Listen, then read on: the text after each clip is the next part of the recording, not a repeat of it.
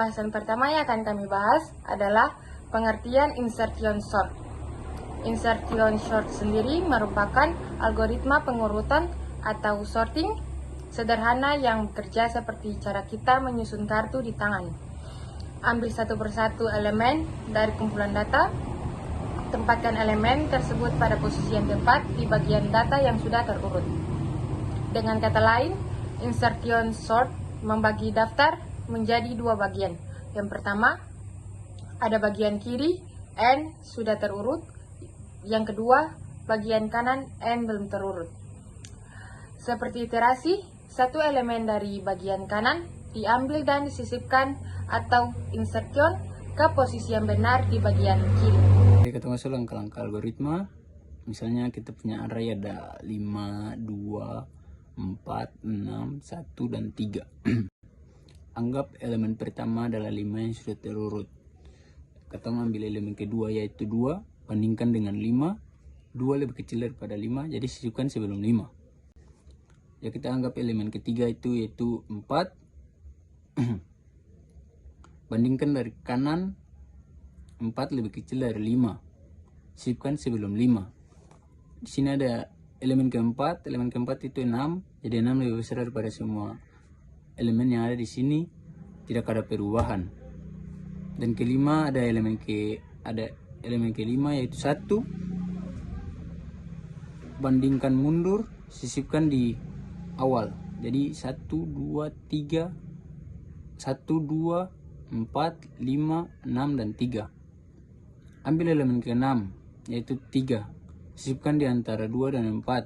Jadi akan berhasil 1, 2, 3, 4, 5, 6 jadi berurutan. Menjelaskan tentang pseudocode atau langkah algoritmik. Apa itu langkah algoritmik?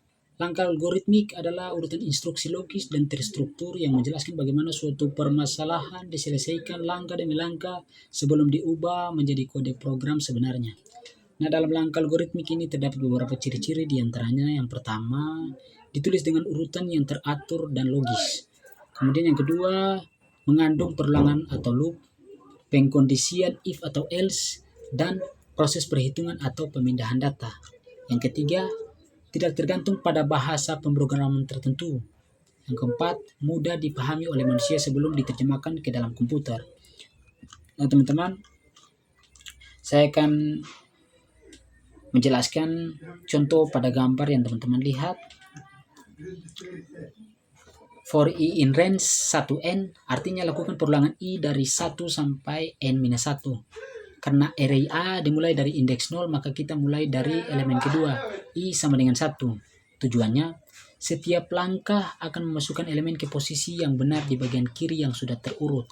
Contoh, jika A 5, 2, 4, 6, 1, 3, kita mulai dengan i sama dengan 1, elemen 2. Kemudian yang berikut, KA indeks i. Simpan nilai A indeks i dalam variabel K. K adalah elemen yang sedang kita bandingkan dan akan dimasukkan ke tempat yang benar di bagian kiri array. Contoh, kalau i sama dengan 1, maka K sama dengan 2. Kemudian yang berikut, J sama dengan i minus 1. J digunakan untuk memeriksa elemen-elemen di sebelah kiri dari K. Karena i adalah indeks elemen yang sedang disisipkan, maka j adalah indeks di sebelah kirinya. Contoh, i sama dengan 1, j sama dengan 0, berarti elemen sebelum 2 yaitu 5. Nah, kemudian yang berikut, will j lebih besar atau sama dengan 0 dan a indeks j lebih besar dari k. Nah, selama j belum keluar dari batas kiri array, j lebih besar dari 0 dan elemen di kiri a indeks j lebih besar dari k, maka kita geser elemen itu ke kanan. Tujuannya membuka tempat kosong untuk menyisipkan k. Nah, kemudian yang berikut, a indeks j tambah 1 sama dengan a indeks j. Geser elemen a indeks j ke posisi kanan a indeks j tambah 1. Contoh, sebelum 5, 2, 4, 6, 1, 3, langkah 5 digeser ke kanan setelah 5, 5, 4, 6, 1, 3. Nah, kemudian yang berikut, J sama dengan J minus 1. Kurangi nilai J untuk pindah ke elemen sebelumnya di kiri. Setelah geser satu elemen, kita periksa lagi apakah elemen di kiri masih lebih besar dari K. Nah, kemudian yang berikut, A indeks J tambah 1 sama dengan K. Setelah menemukan posisi yang tepat, letakkan K di sana. Contoh, setelah 5 digeser J jadi minus 1, maka A indeks J tambah 1 sama dengan K. A indeks 0 sama dengan 2. Hasilnya 2, 5, 4, 6, 1, 3. Nah, teman-teman, proses berulang. Langkah-langkah itu diulang untuk seluruh elemen berikutnya. I sama dengan 2, 3, 4, dan seterusnya hingga seluruh array terurut. Nah, teman-teman, kesimpulan pada pseudocode ini menjelaskan insertion sort. Prinsipnya, ambil satu elemen, bandingkan dengan elemen sebelumnya, lalu sisipkan pada posisi yang tepat. Setelah selesai, seluruh elemen dalam array akan terurut naik. Kita masuk ke pembahasan berikutnya, kompleksitas waktu. Kondisi perjalanan kompleksitas terbaik, best case, data sudah terurut n, tidak ada pergeseran on. Rata-rata average case, elemen acak n. Rata-rata banyak perbandingan dan pergeseran on kuadrat. Terburuk atau best worst case, data terbaik n, setiap elemen harus dibandingkan dengan semua sebelumnya on kuadrat.